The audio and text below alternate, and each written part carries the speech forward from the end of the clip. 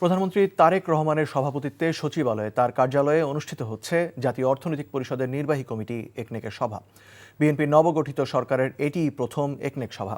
আজকের একনেক সভায় প্রায় 12,000 কোটি টাকা ব্যয়ে 18টি প্রকল্প অনুমোদনের জন্য তোলা হচ্ছে বলে জানা গেছে। এর মধ্যে 9টি নতুন এবং বাকিগুলো সংশোধিত বা সময় বৃদ্ধির প্রকল্প। ঢাকা ও চট্টগ্রাম সিটি কর্পোরেশনের অবকাঠামো উন্নয়ন, ঢাকার জরুরি পানি সরবরাহ, সাভার সেনানিবাসে ব্যারাক নির্মাণ, 8টি বিভাগে ডায়াগনস্টিক সেন্টার স্থাপন, গোপালগঞ্জ ডেন্টাল কলেজ ও সচিবালয়ে নতুন ভবন নির্মাণ প্রকল্প গুরুত্ব পাচ্ছে। সরকারের নতুন পরিকল্পনায় উন্নয়ন প্রকল্প বাস্তবায়নে আনা হয়েছে বড় পরিবর্তন।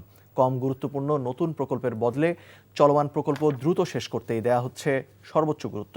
স্বচ্ছতা নিশ্চিত করা, নির্ধারিত সময়ে কাজ শেষ করা এবং প্রান্তিক মানুষের কাছে উন্নয়নের সুফল পৌঁছে দেওয়াই হবে সরকারের জন্য অগ্রাধিকার। এছাড়া পরিকল্পনা কমিশন জানিয়েছে, নির্ধারিত সময়ের মধ্যে কোনো প্রকল্প শেষ না হলে বন্ধ হয়ে যেতে পারে তার অর্থায়ন। এজন্য চালু করা হচ্ছে কঠোর মনিটরিং ব্যবস্থা।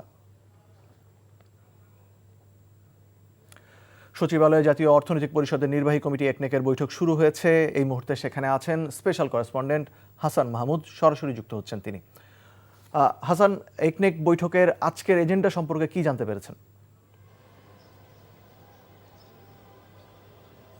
আসলে একনেক সভা, যেটি জাতীয় নির্বাহী কমিটির অর্থনৈতিক বিষয়ক নির্বাহী কমিটি পরিষদের যে সভা, সেটি অনুষ্ঠিত হচ্ছে প্রধানমন্ত্রী তারেক রহমানের সভাপতিত্বে এবং এটি সচিবালয়ে তার যে দপ্তর আছে সেখানে অনুষ্ঠিত হচ্ছে। সাধারণত এটি অর্থনৈতিক পরিষদে অনুষ্ঠিত হয়ে থাকলেও নানান, যেহেতু তারেক রহমান এখানে অফিস করছেন এবং এখানেই এটি অনুষ্ঠিত হচ্ছে বিভিন্ন সময়, বিশেষ করে যে জ্বালানি সংকট উদ্ভূত, সেই কারণে সবাইকে এখানে ডাকা হয়েছে। এই কারণে যে আবার সবাই বিশেষ করে আগারগাঁয়ে যাওয়ার বিষয়টি পরিহার করা হয়েছে এবং এই সভাতে মূলত প্রথম যে সভা, সেটিতে 17টি, আপনি জানেন যে 17টি প্রকল্প অনুমোদনের বিষয়ে আলোচনা হচ্ছে, এমনটা আমরা জানতে পেরেছি। তার মধ্যে ঢাকা এবং চট্টগ্রাম সিটি কর্পোরেশনের যে উন্নয়ন, সে বিষয়টি রয়েছে। এই যে আমরা সচিবালয়ে দাঁড়িয়ে আছি, এটির অবকাঠামোগত উন্নয়নের বিষয়টিও এই 17টি প্রকল্পের ভেতরে অন্তর্ভুক্ত রয়েছে এবং একনেকে কিন্তু আমরা যেখানে দাঁড়িয়ে আছি তার সামনে দিয়ে কিন্তু একনেকে অংশগ্রহণের জন্য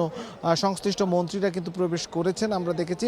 এবং সেখান থেকে অর্থনৈতিক পরিষদের এই বৈঠক শেষে, একনেকের সভা শেষ হলে আমাদেরকে হয়তো এই বিষয়ে আরও স্পষ্ট করবেন সরকারের পক্ষ থেকে, সরকারের হয়তো মন্ত্রিপরিষদ সচিব হয়তো ব্রিফ করবেন, অথবা যদি মন্ত্রীরা ব্রিফ করেন সেটিও আমরা জানিয়ে দিতে পারবো। এছাড়া প্রধানমন্ত্রী তারেক রহমান আসলে আজকে কার্যালয়ে, তার এই সচিবালয় কার্যালয়ে আসার পরে প্রথম যে বৈঠকটি অনুষ্ঠিত হয়েছে সেটি হচ্ছে ভারতের হাই কমিশনার প্রণয় ভার্মার সাথে এবং দু নেতার মধ্যে আসলে সম্পর্ক উন্নয়ন, ভারত বাংলাদেশের যে অতীতের তিক্ত সম্পর্ক, সেটা মুছে সম্পর্ক উন্নয়নের বিষয়ে আলোচনা হয়েছে এবং কাল আসলে সফরে যাচ্ছেন, ভারত সফরে যাচ্ছেন পররাষ্ট্রমন্ত্রী এবং পররাষ্ট্র উপদেষ্টা, সে বিষয়ে ভারতের সাথে নতুন সম্পর্ক উন্নয়নের বিষয়ে আলোচনা হয়েছে। এছাড়াও প্রধানমন্ত্রী আরও বেশ কয়েকটি কর্মসূচি রয়েছে এবং এরপরে প্রধানমন্ত্রী এখান থেকে সংসদ অধিবেশনে যোগ দেবেন। জানছিলাম প্রধানমন্ত্রীর সভাপতিত্বে একনেক বৈঠকের খবর।